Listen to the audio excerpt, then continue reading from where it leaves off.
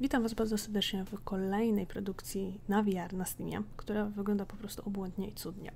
Co to jest? To jest symulator pływania kajakiem. Jednak, żeby ją odpalić, tą grę, trzeba mieć naprawdę mocny komputer, bo po prostu tak zadbano o szczegóły, że no, czapki z głów.